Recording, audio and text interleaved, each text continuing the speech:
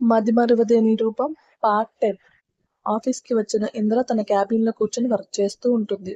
May come in madam? Come in. నువ్వు మా అన్నయ్య కోసం ఆఫీస్ చేంజ్ అయ్యావు బానే ఉంది. నన్ను కూడా ఎందుకు మార్చావే తల్లి అని జాను ఇంద్ర ఎదురుగా ఉన్న చైర్‌లో కూర్చుంటుంది. మీ అన్నయ్య నువ్వు రోజూ సొల్లు చెప్పుకుంటారని వెటకారంగా అంటుంది. అబ్బా! ఇప్పుడు నేనేం అన్నాను మేడం అంత చిరాకు పడుతున్నావు? నీరజ్ వర్క్ చేసేది కూడా ఈ ఆఫీసే జాను. అందుకే నిన్నిక్కడికి చేంజ్ చేశాను. ఓహ్! అవునా! లవర్ వర్క్ చేసే ఆఫీస్‌కి చేంజ్ అయితే ఎగిరి గంతులేస్తావనుకుంటే నువ్వేంటి నార్మల్‌గా తీసి పడేశావు? నాకు నీరజ్ గురించి ఎలాంటి బెంగ లేదే. నా బాధంతా నీ గురించి. నాకేమైంది తొందరలోనే మీ అన్నకి పెళ్ళాం అవ్వబోతున్నా. సో హ్యాపీ నేను. ఆ మాట నా వంక చూసి చెప్పు. చూడు జాను నేను బాధపడుతున్న మాట నిజమే కానీ నీ అన్నని ఎంత కష్టమైనా పెళ్లి చేసుకుంటా. ఇది ఫిక్స్. కాకపోతే తర్వాత మీ అన్న పరిస్థితి తలుచుకుంటేనే పాపం అనిపిస్తుందని దిగులుగా అంటుంది. మా అన్న నీ దెబ్బకి శంకరగిరి మాన్యాలు పట్టుకొని పోతాడు డౌటే లేదు. మరీ అంత టార్చర్ చేయనులే జాను అని చిరు కోపంగా అంటుంది. అంటే ఎంతో కొంత టార్చర్ చేయాలని డిసైడ్ అయ్యావా అని షాక్‌గా అడుగుతుంది. మరి ఇన్ని రోజులు నాకు దూరంగా ఉన్నందుకు కొంచెం పనిష్మెంట్ ఇవ్వాలి కదా!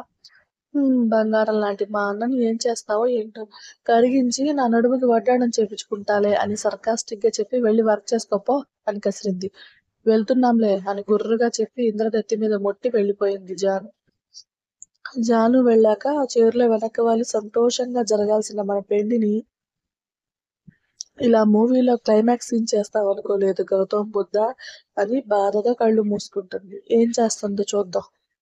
ఇంటికి వెళ్ళిన గౌతమ్ వాళ్ళు వెడ్డింగ్ కార్డ్స్ డిస్కషన్‌లో ఉంటే, ముందు మీ ఇద్దరికి ఫోటో షూట్ చేస్తే అందులో మంచివి సెలెక్ట్ చేసి కార్డ్స్ మీద ప్రింట్ చేయొచ్చు అని రమణి గారు చెప్పడంతో మీనాక్షి హ్యాపీగా రెడీ అవ్వడానికి వెళ్తే, గౌతమ్ మాత్రం వస్తున్న చిరాకుని ఎవరి మీద చూపించాలో తెలియక సైలెంట్‌గా తన రూమ్‌కి వెళ్ళి బెడ్ మీద కూర్చున్నాడు.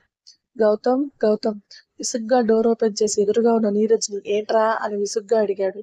ఫోటో షూట్‌కి అన్నీ రెడీ టెర్రస్ మీద అరేంజ్ చేశాను. నీదే లేట్. సరే ఒక 10 మినిట్స్‌లో వస్తున్నాను నువ్వు వెళ్ళు. గౌతమ్ మళ్ళీ ఏంట్రా? అన్నీ ఆలోచించే ఈ పెళ్ళికి ఒప్పుకున్నావా? ఎందుకురా అంత అనుమానం నా మీద?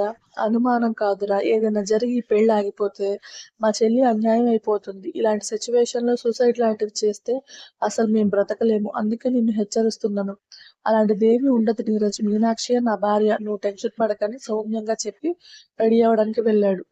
ఆ ఇంద్ర అంత ఈజీగా నిన్ను వదిలేస్తుందనుకుంటున్నావా? ఖచ్చితంగా నీ పెళ్లిలో తనే పెళ్లి పీటలెక్కుతుంది. ఆ నమ్మకం నాకుంది. అప్పుడు నువ్వు మా ఫ్యామిలీకి ఏం ఆన్సర్ ఇస్తావో చూస్తానని కన్నింగా అనుకుంటాడు నీరజ్. ఫోటోగ్రాఫర్ ఎన్ని సార్లు ట్రై చేసినా స్టిల్స్ కరెక్ట్‌గా రాకపోతుండేసరికి, సార్ మీకు కాబోయే వైఫే కదా! హగ్ చేసుకోండని అంటాడంతే. గౌతమ్‌కి పిచ్చ కోపమొస్తుంది. ఇలాంటివన్నీ నాకు నచ్చవు. నార్మల్‌గా కపుల్ పిక్స్ తీస్తే చాలు అని ఎవ్వరు ఏం చెప్పినా వినకుండా నార్మల్ పిక్స్ ఫైనల్ చేసి తన ఫ్లాట్‌కి వెళ్ళిపోతాడు. రమణి అబ్బాయికి ఇలాంటివన్నీ నచ్చవు. నువ్వేమనుకోకు. అయ్యో! అదేంటి శారద అలా అంటావు? మన గౌతమ్ పద్ధతులు నచ్చే కదా ఏరికోరి మా అమ్మాయిని తనకిచ్చి పెళ్లి చేయాలనుకుంది. మేము ఏమీ అనుకోమని చెప్పి ఫోటోస్ రేపు మార్నింగ్ కావాలని చెప్పి ఎవరి దారిన ఆళ్ళెళ్ళిపోతారు. అవే పిక్స్ ఇంద్రాణి మొబైల్‌కి వాట్సాప్ మెసేజ్‌గా వచ్చి ఆమె కోపానికి ఈసారి తన ల్యాప్‌టాప్ ప్రాణాలు పోయేలా చేస్తుంది. పిల్ల ఆటలు నాతో ఆడకు నీ నిజ స్వరూపం అందరి ముందు పెట్టే రోజు ఒకటొస్తుంది. వెయిట్ అండ్ వాచ్ అని రిప్లై ఇచ్చి వర్క్ చేసే మూడ్ నాశనం అవ్వడంతో తన మ్యాన్షన్‌కి వెళ్ళిపోతుంది. ఇందిర ఏంటి ఇవాళ ఏమైనా అద్భుతం జరిగింది? నైట్ 10 అయితే కానీ ఇంటికి రావు. అలాంటిది 6కే వచ్చేసావు అని ఆశ్చర్యంగా అడుగుతారు సుజాత గారు. నీ మనవడిని ప్రేమించినప్పటి నుంచి అద్భుతాలు కాదు అన్నీ షాకులు, షేకులే. మళ్ళీ ఏం చేశాడే? ఏముంది పెళ్లి షాపింగ్‌లు, ఫోటో షూట్‌లు. బండి మామూలు స్పీడ్‌గా లేదు అని వెక్కిరించినట్టు చెప్తుంది. ఆ బండికి బ్రేక్స్ వేసేది నువ్వే కదే! బ్రేక్స్ కాదు ఏకంగా బండిని షెడ్‌కే పార్సెల్ చేస్తా. ఇడియట్ ఎంత పొగరో వాడికి అస్సలు కాంప్రమైజ్ అవ్వట్లేదని బండబూతులు తిట్టింది. అవ్వ! అవ్వ! ఏంటే ఆ మాటలు? అసలు ఆడపిల్లవేనా? ఇందుకు కదూ వాడు నిన్ను అమ్మాయిగా గుర్తించట్లేదు. వాడి బోడి గుర్తింపు ఎవడికి కావాలి? పెళ్ళయ్యాక చెప్తా వాడి సంగతి అని విసుగ్గా తన గదికి వెళ్ళిపోయింది. భగవంతుడా! నువ్వే వీళ్ళిద్దరిని కలపాలి తండ్రి అని నిట్టూర్చి ఇంద్ర కోసం కాఫీ తీసుకొని వెళ్లారు. గౌతమ్ ఏంటమ్మా నీకీ పెళ్లి ఇష్టమేనా? లేకపోతే నా కోసం అడ్జస్ట్ అవుతున్నావా? తింటున్నవాడు కాస్త శారద గారి వంక ఎలాంటి భావం లేకుండా చూస్తాడు. పెళ్లి అనుకున్న దగ్గర నుండి నీలో ఏదో అసహనం కనిపిస్తుంది. అదేంటో నాకు అర్థం కావడం లేదు కానీ, నా కోసం ఇష్టలేని పెళ్లి చేసుకుంటున్నావని తెలిసిన రోజు నా లైఫ్ లాంగ్ నేను నీ గురించి బాధపడుతూనే ఉంటాను. ఏదైనా తెగేదాకా లాగకు. ఏం చెప్పాలనుకుంటున్నావమ్మా? ఇంద్ర గురించి. దాని గురించి చెప్పని నీకు రికమెండ్ చేసిందా? షాపింగ్‌లో మీ ఇద్దరు మాట్లాడుకోవడం నేను విన్నాను. అసహనంగా తింటున్న ప్లేట్లోనే చేయి గడిగేసి బయటికి వెళ్ళిపోయాడు. వీడి మూర్ఖత్వంతో స్వీటీని దూరం పెట్టాలనుకుంటున్నాడని నిట్టూర్చి ఆవిడ కూడా తన గదిలోకి వెళ్ళిపోయారు. బయటికి వెళ్ళిన గౌతమ్ మాత్రం ఇద్దరి మీద కోపంతో రోడ్డు మీద బైక్ ని స్పీడ్ గా డ్రైవ్ చేసి ఎవ్వరూ లేని ప్లేస్ లో ఆపి అక్కడే కూర్చుని వస్తున్న కోపాన్ని ఎవరి మీద చూపించాలో తెలియక పిచ్చెక్కుతున్న ఫీలింగ్ కలుగుతుందో అదే టైంలో ఇందులో నుండి ఫోన్ వస్తుంది.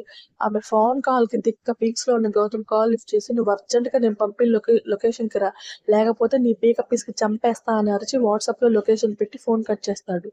ఏమైంది వీడికి పిచ్చి కుక్కలా అరుస్తున్నాడు అనుకుని సుజాత గారికి విషయం చెప్పగానే నీ కాబోయే మొగుడికి పిచ్చి పట్టక పియ్యం అవుతాడా అని ఆవిడ కూడా నిట్టూర్చి అక్కడి నుండి వెళ్ళిపోతారు.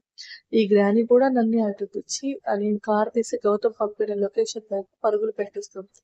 ఇంద్ర వెళ్ళేసరికి గౌతమ్ పరిస్థితి చూసి పాపం అనిపిస్తుంది. ఏంటి నకింగ్ మూడ్ ఆఫ్ లో ఉన్నాడు? ఆమె వాయిస్ కి తల తిప్పి చూసిన గౌతమ్ అప్పటి వరకు పట్టిన ఓపికకు విముక్తినిస్తూ ఆమె దగ్గర కార్ తీసుకొని కార్ ఎక్కాలంటూ చూస్తాడు. సైలెంట్ గా కారులో కూర్చున్న ఆమెని ఒకసారి చూసి పక్కనే ఉన్న వాళ్ళ గెస్ట్ హౌస్ కి తీసుకెళ్లాడు. ఇక్కడికెందుకు తీసుకొచ్చావు అని అంటున్న ఆమె మాటల్ని పట్టించుకోకుండా లోపలికి వెళ్లి ఒక సైడ్ కి ఉన్న మినీ బార్ కౌంటర్ లో ఉన్న వైన్ తీసుకుని తాగడం స్టార్ట్ చేశాడు. హే అలా తాగితే పోతావురా అని ఆమె దగ్గరికి వస్తుంటే లాగి చంపకొక్కడు దిగుతాడు. రే ఇడియట్ ఎందుకురా కొట్టావని ఉక్రోషంగా అడుగుతున్న ఆమెని పక్కనే ఉన్న రూమ్ లోకి లాక్కెళ్లి డోర్ లాక్ చేసి తన టీషర్ట్ విప్పి ఆమె మొహం మీద కొట్టాడు. ఏంట్రా ఇప్పుడు ఫస్ట్ నైట్ చేసుకుందామా అని పైకి నవ్వుతున్నా గుండెల్లో మాత్రం బుల్లెట్ ట్రైన్ పరిగెడుతున్న ఫీలింగ్ కలుగుతుంది ఇంద్రానికి. చేసుకుందాం, ఫస్ట్ నైట్ నీతో చేసుకొని నిన్ను కీప్ గా ఉంచుకుంటా, పెళ్లి మీనాక్షితో. సూపర్ ఆఫర్ కదా నాకు అని సైడ్ స్మైల్ తో అంటున్న అతని ఫట్ చంప పగలగొడుతుంది ఇంద్రమ్మ. పగిలిన చెంపని వదిలేసి ఆమె నడుం పట్టి ఎత్తి బెడ్ మీద విసిరేసి ఆమె మీద వాలిపోతాడు. నిప్పులు కక్కే కళ్ళతో చూస్తున్న ఆమెను ఏంటి నేను కీప్ గా ఉంచుకుంటాను అంటేనే ఇంతలా రియాక్ట్ అయ్యావు? మరి మా అమ్మ బ్రోతల్ కేసులో బుక్ చేయించి మా అమ్మని ఒక వ్యభిచారిగా చూపిస్తే నా గుండె ఎంత మండాలే అని ఆమె మొహంలో మొహం పెట్టి అడుగుతున్న అతని మాటలకి స్టన్ అయిపోతుంది. ఏంట్రా నువ్వు మాట్లాడేది? ఆ రోజు దొంగతనం కేసు కాదా దమయంతి ఆంటీ మీద పెట్టింది? కాదు. మరి నాకెందుకు డాడీ అలా చెప్పారు? అలాంటివన్నీ చెప్పే వయసు నీకు లేదని మీ నాన్న నీకు చెప్పలేదు. కన్నీళ్లతో గౌతమ్ వంక చూస్తున్న ఆమె రెండు బుగ్గలు ఒత్తి పట్టుకుని ఇప్పుడు చెప్పవే ఎలా నిన్ను పెళ్లి చేసుకోమంటావు? కావాలంటే ఆంటీకి దమయంతితో సారీ చెప్పిస్తానురా. పోయిన మా అమ్మ పరువు తిరిగి వస్తుందా? మరి నన్నేం చేయమంటావు చెప్పరా? ఇలా మాటలతో చిత్రవద చెయ్యకు. నిజంగా ఈ విషయం నాకు నువ్వు చెప్పేదాకా తెలియదు. నా లైఫ్ లో నుండి తప్పుకో. ఏం మాట్లాడుతున్నావురా? లైఫ్ లాంగ్ నేను నా పక్కన పెట్టుకుంటే నేను మనశ్శాంతిగా ఉండలేను. ప్రతి క్షణం మా అమ్మకి జరిగిన అవమానమే గుర్తొస్తుంది. అది నా వల్ల కాదు. నిర్ణయం నీకే వదిలేస్తున్నాను అని పైకి లేచి తన టీషర్ట్ వేసుకుని కిచెన్ లోకి వెళ్లి ఇద్దరికి కలిపి కుక్ చేసి మళ్ళీ తన దగ్గరకు వస్తాడు. గౌతమ్ వెళ్లిపోయాక ఏడుస్తూ కూర్చున్న ఇంద్రకి మళ్ళీ గౌతమ్ రావడం కనిపించి ఏంటి అన్నట్టు చూస్తుంది. నేను నీకు తినిపించేది ఇదే ఆఖరిసారి తిను అని ఆమెకు మాట్లాడే అవకాశం ఇవ్వకుండా ఫుడ్ తినిపించి తను తిన్నాక నన్ను డ్రాప్ చేయి, ఇదే మన లాస్ట్ జర్నీ కూడా అని చెప్పేసి వెళ్లి కారులో కూర్చున్నాడు. అతని ప్రతి మాట ముళ్ళులా గుచ్చుతున్నా ఏం చెయ్యలేని తన పరిస్థితికి నిస్సహాయంగా కార్ డ్రైవ్ చేసి గౌతమ్ ని డ్రాప్ చేసి ఒక్క మాట మాట్లాడకుండా తన మ్యాన్షన్ వైపు కార్ ని పరుగులు పెట్టిస్తుంది. వెళ్తున్న ఆమెని ఏ భావం లేకుండా చూస్తుండిపోతాడు గౌతమ్. స్టోరీ నచ్చితే లైక్ చేసి షేర్ చేసి కమెంట్ చేయండి. ప్లీజ్ సబ్స్క్రైబ్ చేసుకోండి. చాలా ఫాస్ట్ గా చెప్పేశాను కదా, ఏం చేస్తావు? అస్సలు ఎడిటింగ్ చేయటం మర్చిపోయాను. ఈ ఒక్కసారికి అడ్జస్ట్ అవ్వండి. నెక్స్ట్ వీడియో నుంచి కంట్రోల్ వాయిస్ ఓవర్ చెప్తాను. Okay, bye, Tata.